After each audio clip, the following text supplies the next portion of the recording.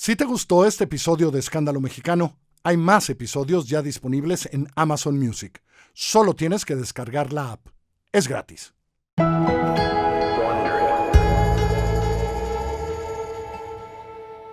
Antes de comenzar, una nota para nuestros escuchas. Este episodio contiene descripciones de violencia sexual y adicción a las drogas que pueden resultar molestas para algunas personas.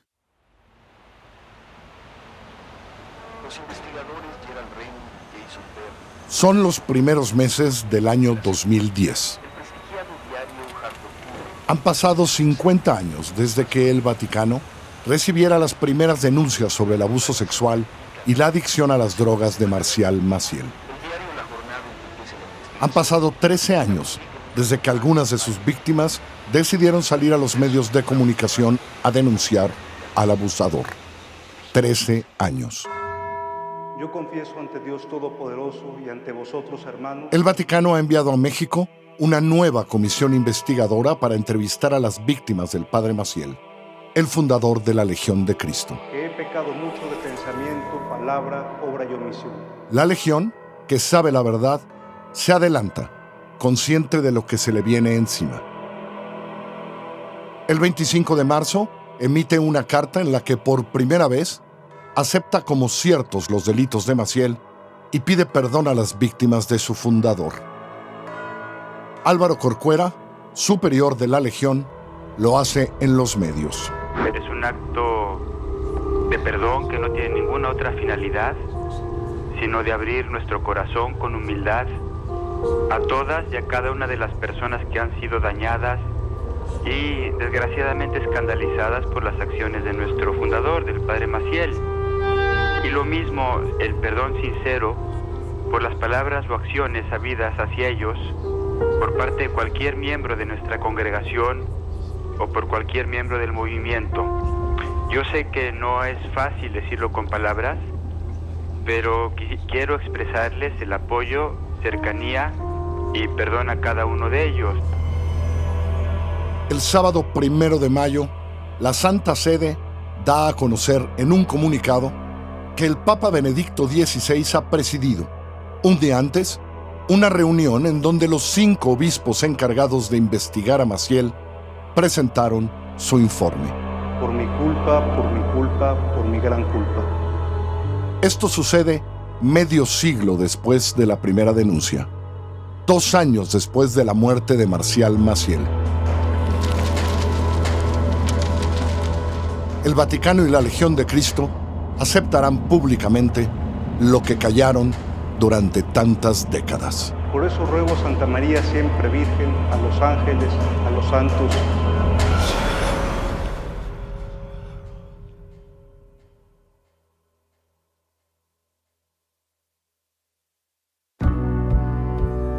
Para Wondery, soy Carlos Puch y esto es Escándalo Mexicano. El derrumbe de la figura de Marcial Maciel, su expulsión de la iglesia, la desaparición de su nombre y figura de cualquier actividad de la orden que él imaginó, fundó, mantuvo e hizo crecer por más de medio siglo, ha llegado. ¿Usted cree que lo que él dice en su carta es verdad? Sí, señor, yo creo que es verdad. Gracias a la tenaz voluntad de algunas de sus víctimas, al acompañamiento de algunos periodistas y algunos religiosos indignados con lo hecho por Maciel, se logra algo que al menos se parece a la justicia. Esto a pesar de que los legionarios, los más cercanos y los cómplices del fundador habían peleado hasta el último momento por salvar al padre. Responde Ratzinger: lo lamento mucho, muchísimo, señor, pero el padre Maciel es una persona muy querida del Santo Padre. Tuvo que ser otro escándalo, uno que sí sacudió al mundo cuando fue expuesto, el que se llevó en la marea a Maciel y por fin torció el brazo de la Legión. La pederastia es un problema estructural de la Iglesia y no solo de México. Este es el episodio 4, el fin de Maciel y la sobrevivencia de la Legión de Cristo. Miraba este amor a él. Desde chica yo lo consideré como un santo. Es el otoño de 1997. Han pasado 6 meses después de las publicaciones en el diario La Jornada y el programa de televisión de CNI Canal 40. Nada ha sido retomado por otros medios mexicanos, tal y como había sucedido en Estados Unidos después de la denuncia del Hartford Courant. Quien osara repetir lo que había hecho el Canal 40, CNI Canal 40, tendría la misma suerte, es decir, el descrédito, el boicot publicitario, el retiro de anunciantes. Y nadie, no hubo un solo medio que lo hiciera, un solo medio que siguiera la historia de Maciel. Tuvo que venir la crisis mundial de los pederastas en la iglesia a principios del 2002 para que esta etapa quedara atrás y volviéramos a tocar el tema. Pero queda ahí lo que vivimos entre mayo de 1997 y finales del 2001, es un momento de censura, de oscurantismo total. La Iglesia mexicana, a su manera, ha cerrado filas con Maciel. Y a vosotros, hermanos, que intercedáis por mí ante Dios nuestro Señor. En esos días, el poderoso obispo mexicano Onésimo Cepeda hace una declaración demoledora. Miren, si alguien se espera 40 años para decir algo así, o es mentira o les había gustado. Oremos. Indignados por la publicación en 5 diarios mexicanos, en diciembre de 1994, de una carta de Juan Pablo II en la que elogiaba a Maciel como guía eficaz de la juventud y como quien había puesto a Cristo como criterio, centro y modelo de toda su vida y labor sacerdotal, un grupo de denunciantes decide ir también a la prensa. Pero ese otoño de 1997, una nueva decisión de Juan Pablo II vuelve a juntar a las víctimas que no encuentran justicia. A la vista de todo este gentío se subió a la montaña. José Barba, uno de ellos, se entera que el Papa nombra a Marcial Maciel como uno de los 21 delegados papales a un sínodo para América. El sínodo se va a celebrar en Roma, en noviembre y diciembre de 1997. Se convoca a 250 líderes eclesiásticos de América del Norte y del Sur en charlas sobre evangelización, la justicia económica y la cooperación eclesiástica. La mayoría de los participantes eran obispos, elegidos por sus pares. También había cardenales, varios líderes de órdenes religiosas y el grupo de 21 elegidos directamente por el Papa. Entre ellos está Marcial Maciel. Y una vez que se hubo sentado, se le acercaron los discípulos. Barba convoca una vez más a los que han ido al Courant, a La Jornada, a CNI. Allí están Félix Alarcón, Saúl Barrales, Alejandro Espinosa, Arturo Jurado, Fernando y José Antonio Pérez Olvera y Juan José Vaca. A lo largo de varios días escriben una carta de más de una decena de páginas. Somos un pequeño grupo de exmiembros de la Legión de Cristo, los que con pleno derecho y ahora aún más en legítima defensa, nos decidimos a declarar la terrible y dolorosa verdad del oscuro mal oculto, casi desde la fundación de su institución. Durante más de 4 décadas se habló de la encubierta conducta inmoral del mismo fundador y superior general de la Legión de Cristo, el padre Marcial Maciel degollado, en quien penosamente, de alguna manera, aún creíamos antes de descubrir que el caso de nuestro abuso particular no era aislado ni único, sino muy general, y que había sido envuelto en palabras engañosas que nuestra poca edad entonces y la devoción y obediencia ciega que estábamos obligados a tenerle como padre superior nos hicieran creer. Describen cada uno de los abusos, de los crímenes, pero también relatan las múltiples ocasiones en que lo han denunciado a la jerarquía católica mexicana, a la jerarquía del Vaticano, y cómo nunca han encontrado respuesta alguna. La carta va dirigida al Papa, a Juan Pablo II.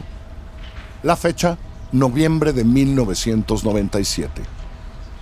La carta se publica como una separata en la revista Milenio Semanal.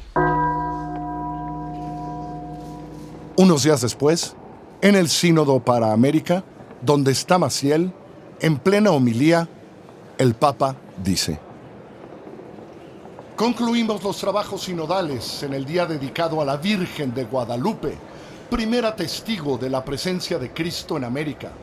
Su santuario en el corazón del continente americano constituye un recuerdo imborrable de la evangelización realizada a lo largo de estos 5 siglos.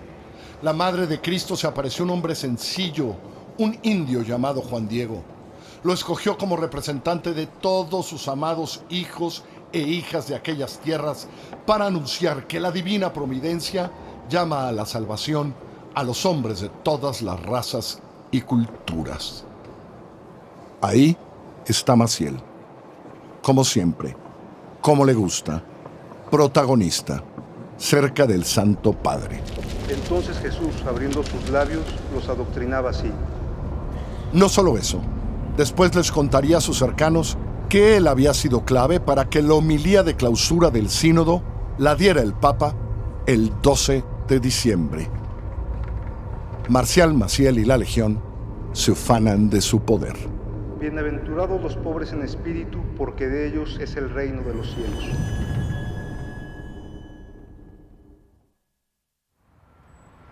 Es 13 de enero de 1998. En la colonia Guadalupeín, en la Ciudad de México, a unos metros de Avenida Insurgentes, Saúl Barrales y José Barba, 2 de los que han escrito y firmado esa carta, acuden a la sede de la Nunciatura Apostólica, la representación del Vaticano en el país. No les permiten la entrada, pero el nuncio apostólico, el español Justo Muyor, toma el interfón. Arzobispo, estamos aquí para dejarle una carta para el Santo Padre Juan Pablo II. No debieron haberla publicado antes de entregarla. Una disculpa, arzobispo, pero no sabíamos qué hacer. Necesitamos que llegue a las manos de su santidad. Muyor promete que entregará en mano la carta al Papa. 6 meses después, nada ha pasado. La nunciatura nada les informa. Bienaventurados los afligidos, porque serán consolados por Dios. Por fin, el 6 de julio de 1998, Muyor toma una llamada de Barba. Lo primero que hace es volver a regañarlo por haber publicado la carta en Milenio Semanal. Eso, le dice, hace más difícil todo. Y por cierto, ¿me está grabando? No, arzobispo, no estoy grabando. ¿Seguro?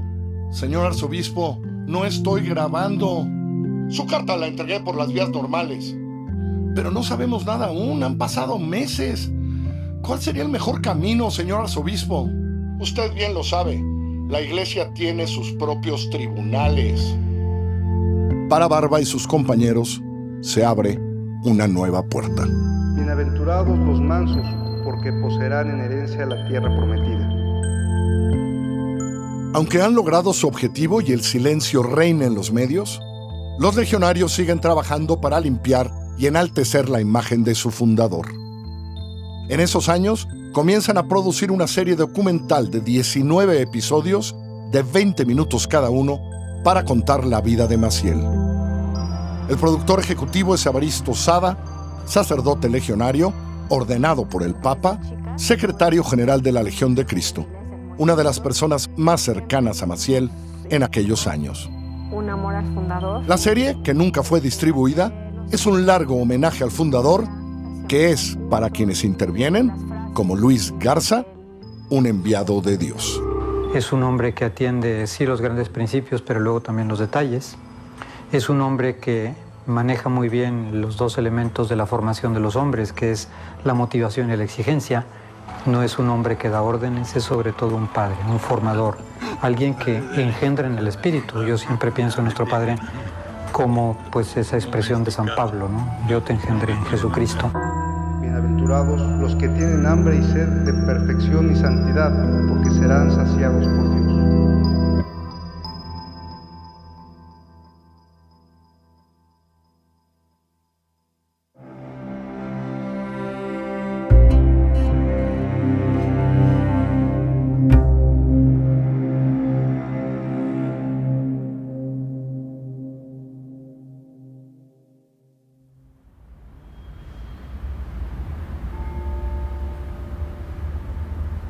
Es el 17 de octubre de 1998. José Barba y Arturo Jurado están en el Palazzo del Santo Oficio de Roma. Los acompaña la doctora en Derecho, de nacionalidad austriaca, Marta Wegan, canonista y ahora representante legal de las víctimas de Maciel frente a el Vaticano.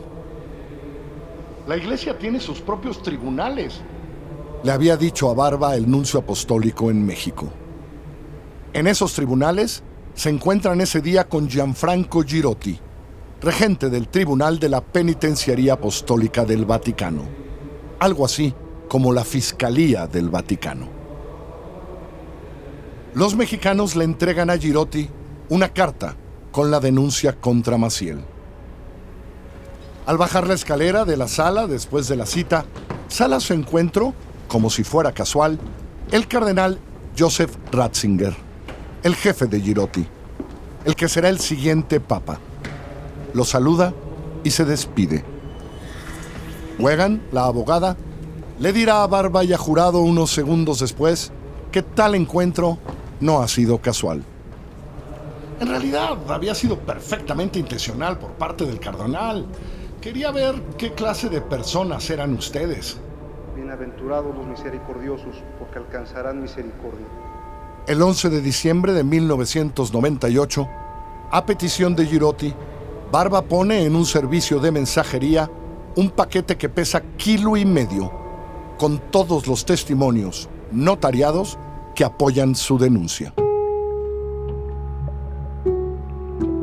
Es el 18 de mayo del 2001. Han pasado 2 años y medio y los denunciantes de Maciel no tienen noticias de algún avance en su denuncia frente a el Vaticano. Cada vez que le preguntan a su abogada, a la señora Wegan, la respuesta es la misma. No hay novedad.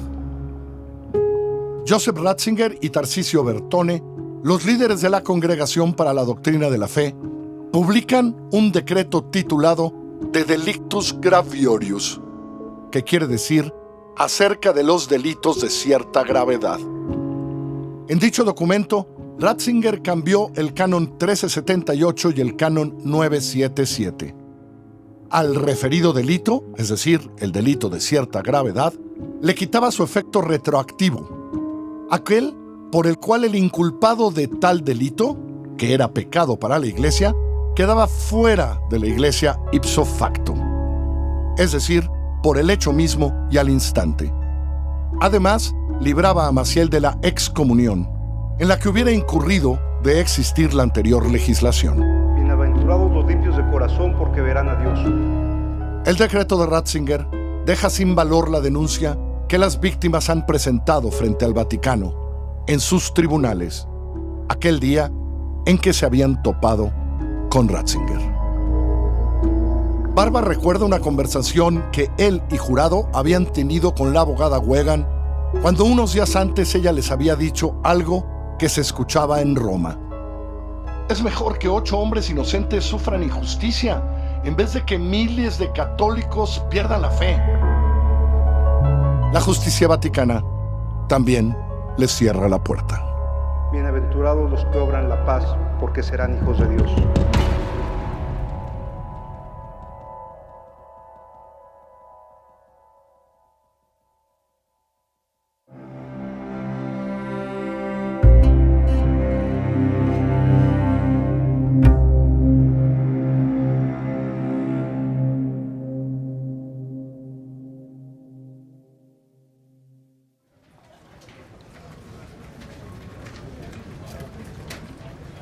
Es el 6 de enero del año 2002. La primera plana del diario The Boston Globe hará historia en el mundo. Ganará premios y se convertirá en una célebre película que se lleva el Oscar. Dice: la Iglesia permitió el abuso de niños por años. Lo firma un equipo del diario que lleva meses trabajando el asunto y que se llama The Globe Spotlight Team. El primer párrafo lo dice todo. Desde mediados de la década de 1990, más de 130 personas han contado historias horribles de su infancia sobre cómo el ex sacerdote John Guggen presuntamente las tocó o violó durante un paso de 3 décadas en media docena de parroquias de Boston. Casi siempre, sus víctimas eran niños de la escuela primaria. Uno de ellos tenía solo 4 años. Bienaventurados los que padecen persecución por razón del bien y de la virtud, porque de ellos es el reino de los cielos. En los siguientes días, semanas y meses, el equipo Spotlight publicará más de 15 reportajes alrededor del caso. Giogan era solo uno de los abusadores de las 249 víctimas que después de la publicación harán su historia pública. Bienaventurados vosotros cuando os insulten y persigan y propalen contra vosotros toda clase de calumnias por mi causa.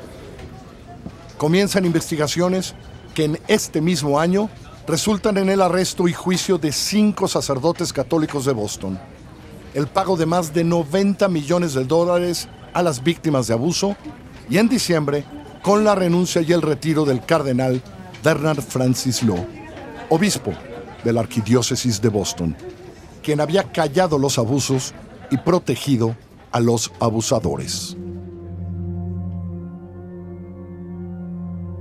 Es abril del año 2002.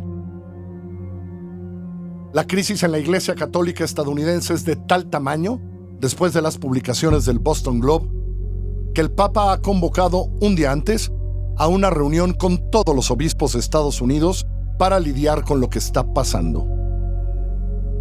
La reacción en México frente a la convocatoria y la preocupación del Papa por lo que se ha hecho público en Estados Unidos es la de aquí no pasa nada. O peor. El 11 de abril, en una reunión con la prensa, José Guadalupe Martín Rábago, el vicepresidente del Episcopado Mexicano, dice: No somos ángeles, estamos metidos en el ambiente de un mundo donde efectivamente el problema se da. ¿Con qué incidencia, con qué periodicidad? Vuelvo a decir que es prácticamente imposible responder. Ese mismo día, al lado de Martín Rábago, está Héctor González, arzobispo de Oaxaca. Yo les sugiero que mejor estén pendientes de cuidar a su niña, que la cuiden en su casa, de su hermano, de su primo, de su tío o de su papá, porque son los que las violan con más frecuencia. Juan Sandoval Íñiguez, cardenal de Guadalajara, se engalla. Como la sociedad actual, que organiza marchas de homosexuales y lesbianas, que hace negocios de prostitución y pornografía infantil y que es tan permisiva, esa se va a rasgar las vestiduras ante las faltas de algunos sacerdotes. Y Norberto Rivera, quien había acusado al periodista de La Jornada, Salvador Guerrero, de que le habían pagado cuando en 1997 publicó el primer reportaje en México sobre los abusos de Maciel, y que hace mucho tiempo sabía de las denuncias y les había escondido, dice este fin de semana de abril: Cuando sucedan estos abusos criminales, dentro o fuera de la iglesia, por supuesto que deben ser denunciados a las autoridades correspondientes y se debe hacer justicia, ya que nadie debe tener fueros o privilegios o estar por encima de la ley. Cuestionados por la prensa, los jerarcas de la Iglesia mexicana repiten siempre: ¿dónde están las pruebas? Alegraos y regocijaos, porque grande será en los cielos vuestra recompensa.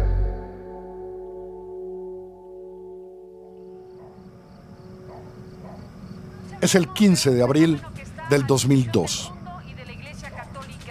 Por la noche se transmite el programa de televisión Círculo Rojo que conducen Carmen Aristegui y Javier Solórzano en el Canal 2 de Televisa, el más visto en México. Hoy, el programa estará dedicado al caso del padre Maciel. La transmisión arranca con una entrevista hecha un día antes en Nueva York con Juan José Vaca, una de las víctimas, donde ratifica todas sus denuncias. De regreso a la mesa del programa, están sentados José Barba y José Antonio Pérez Olvera, denunciantes de Maciel. Los acompaña en el estudio Fernando González, académico con varias investigaciones sobre el tema. Las víctimas de Maciel relatan, como lo han hecho desde hace décadas y como lo habían hecho desde 1997 en CNI Canal 40, el abuso, las drogas, la censura. Y responden a las acusaciones de por qué ahora y dónde están las pruebas. Así lo explica José Antonio Pérez Olvera. Tenemos 20 años tratando de que la Iglesia Católica nos hiciera caso en este problema tan grave. Si dicen que la ropa sucia se lava en casa, nosotros tratamos de lavar la ropa sucia en casa. 20 años tardamos en tocar puertas y nadie nos hizo caso. Absolutamente nadie. Todo el mundo se excusaba. El padre Maciel es muy poderoso, no te metas con él, déjalo al juicio de Dios. Y hubo necesidad por tanto niño violado, por tanto abuso, pues de dar la cara. Entonces, pues puede parecer que estamos aprovechando esta situación, pero no es cierto. 2 días después, la Legión de Cristo publica un desplegado firmado por su vocero, calificando las declaraciones de los exlegionarios como falsas y los acusan de causar daño a la Legión y a la Iglesia Católica. Así persiguieron a los profetas que vivieron antes que vosotros. Es 24 de noviembre del 2004. Es viernes en la Basílica de San Pedro, en la iglesia Extramuros, en Roma. Marcial Maciel oficia una misa para celebrar el 60 aniversario de su sacerdocio. Ahí está Leonardo Sandri, de la Secretaría de Estado del Vaticano. Lee una carta de Juan Pablo II para Maciel.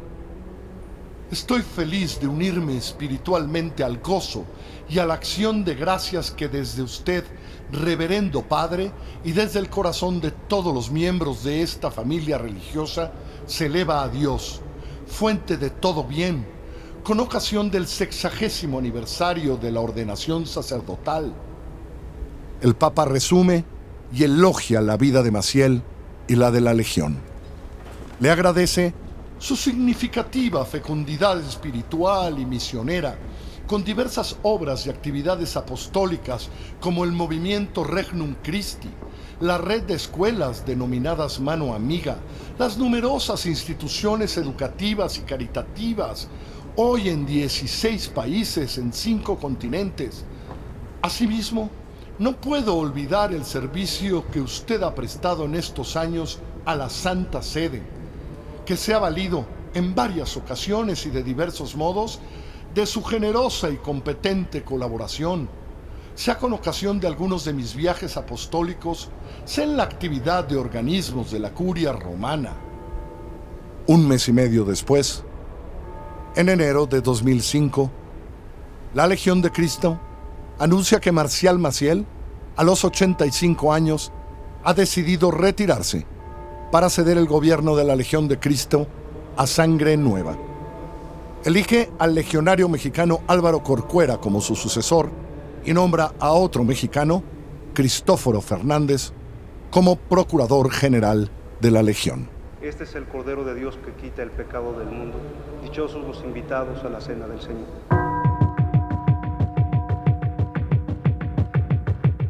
Es marzo de 2005 y José Barba, como representante de los denunciantes mexicanos de Maciel, recibe una carta del sacerdote Charles Cicluna, promotor de la justicia de la Congregación de la Doctrina de la Fe. Cicluna le dice que el cardenal Ratzinger le ha encargado investigar los casos de abuso de la Legión, en particular en Estados Unidos y México. Le advierte que la investigación es secreta. Barba organiza en abril de ese año una reunión de varios de los denunciantes con Cicluna en el convento de las monjas brigidinas en San Pedro de los Pinos, Ciudad de México. Son 7 días de interrogatorios. Y después, el silencio por 1 año. Hasta el 19 de mayo del 2006, cuando el Vaticano publica un comunicado. Después de haber sometido los resultados de la investigación a atento estudio, la Congregación para la Doctrina de la Fe, bajo la guía del nuevo prefecto, Su Eminencia el Cardenal William Levada, ha decidido, teniendo en cuenta tanto la edad avanzada del reverendo Maciel como su débil salud, renunciar a un proceso canónico e invitar al padre a una vida reservada de oración y penitencia, renunciando a todo ministerio público. El Santo Padre ha aprobado esas decisiones. En el comunicado se afirma que las primeras denuncias, sin especificar en qué consisten, fueron en 1998. No menciona la de décadas pasadas. Dice también que el padre Maciel las ha negado siempre y ha expresado su disgusto por las ofensas en su contra. Y concluye con un apapacho a los legionarios. Independientemente de la persona del fundador, se reconoce con gratitud el benemérito apostolado de los legionarios de Cristo y de la asociación Regnum Christi. Te rogamos, Señor. Es el 30 de enero del 2008.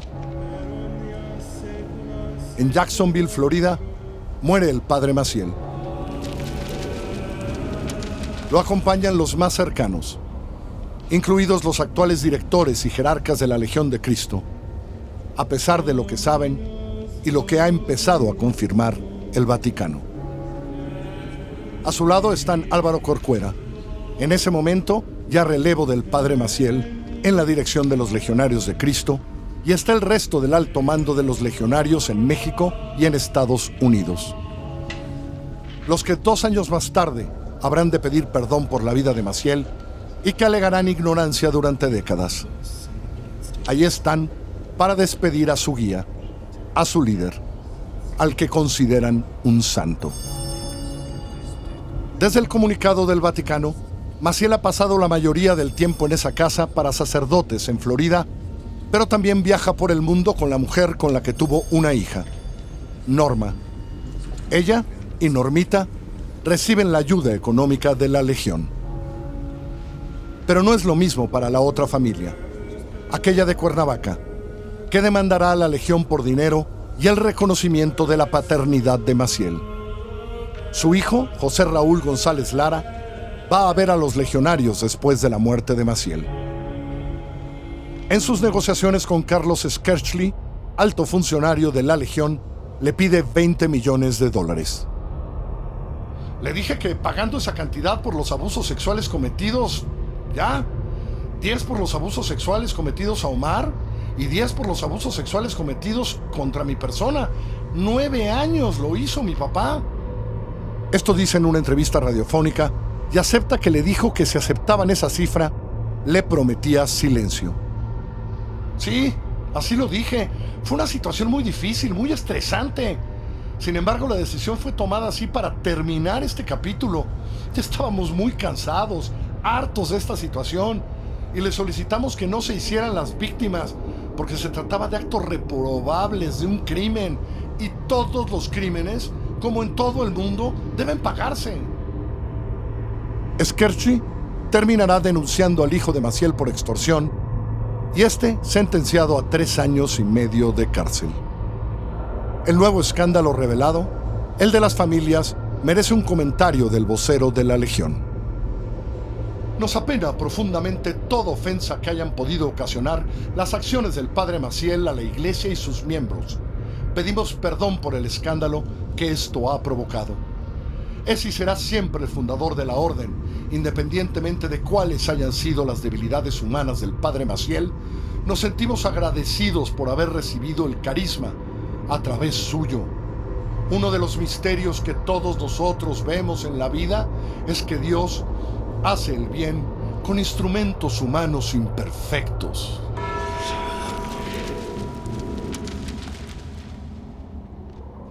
Es mayo del 2010. Han pasado 2 años desde la muerte de Marcial Maciel.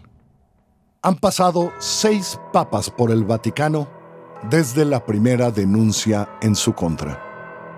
Ese día, el Vaticano dice: los comportamientos gravísimos y objetivamente inmorales del padre Maciel, confirmados por testimonios incontestables, representan a veces auténticos delitos y revelan una vida carente de escrúpulos y de verdadero sentimiento religioso. Dicha vida era desconocida por gran parte de los legionarios, sobre todo por el sistema de relaciones construido por el padre Maciel, que hábilmente había sabido crearse coartadas, ganarse la confianza, familiaridad y silencio de los que lo rodeaban y fortalecer su propio papel de fundador carismático. A menudo, el descrédito lamentable y el alejamiento de cuantos dudaban de su recta conducta, así como la errónea convicción de no querer dañar el bien que la Legión estaba llevando a cabo, habían creado a su alrededor un mecanismo de defensa que le permitió ser inatacable por mucho tiempo, haciendo consiguientemente muy difícil el conocimiento de su verdadera vida. Después de ese comunicado, la Legión borra de su vida pública el nombre del fundador, como si no hubiera existido. Pero la Legión, la obra de Maciel, lo que él imaginó, crece, permanece. Porque tal vez muchos siguen creyendo lo que Maciel tantas veces dijo. Dios va dando los pasos en la realización de su obra a través del instrumento que él escogió, que soy yo. Esta es palabra de Dios.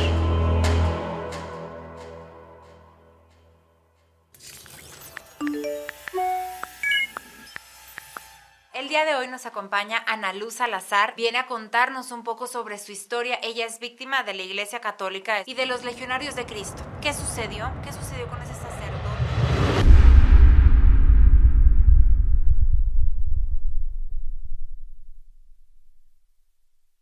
Muchas gracias por escucharnos. Sigue Escándalo Mexicano en tu plataforma favorita. Si quieres tener acceso preferente a cada episodio y sin anuncios, lo puedes hacer a través de Amazon Music. Amazon Music está incluido en tu membresía de Prime. Descarga ahora la app Amazon Music. Suscríbete a Wondery Plus en Apple Podcast o descarga la app de Wondery para tener acceso una semana antes y sin anuncios a todos los episodios de Escándalo Mexicano. No podemos saber si las conversaciones que aquí le contamos sucedieron exactamente como están narradas en este episodio, pero todas están basadas en las fuentes que consultamos para la escritura de este guión. Para esta temporada, hemos recurrido a los libros y las investigaciones de Fernando M. González sobre Marcial Maciel, al libro El Legionario de Alejandro Espinosa, así como al escrito con José Barba y Alberto Atié, La voluntad de no saber. También hemos acudido a la página web del mismo nombre, donde se han depositado todos los documentos del caso. Hemos acudido a los documentales de CNI Canal 40, el diario La Jornada, el trabajo de Carmen Aristegui incluido en su libro, así como al programa Círculo Rojo. Consultamos el libro de Raúl Olmos sobre el imperio financiero de los legionarios y los de Jason Berry y Gerald Renner. El trabajo de La Jornada, el de Emiliano Ruiz Parra, el de la revista Quién y el periódico El Mundo de España han ayudado a esta temporada de Escándalo Mexicano. Escándalo Mexicano es una serie producida por Puro Contenido y Así Como Suena. Carlos Puch, yo, soy quien la conduce. Giselle Ibarra es la productora ejecutiva. Esta temporada está escrita por mí, Carlos Puch, y está editada por Salvador Camarena, Galia García Palafox y María Scherer. Mariana Marín es asistente de investigación y la encargada de verificar los datos. Hugo Santos Quevedo está a cargo del diseño sonoro. La música es de Patricio Mijares. Producción Carlota Aparicio y los productores ejecutivos son Sarah Barrett, Jessica Radburn y Marshall Louis de Wondery.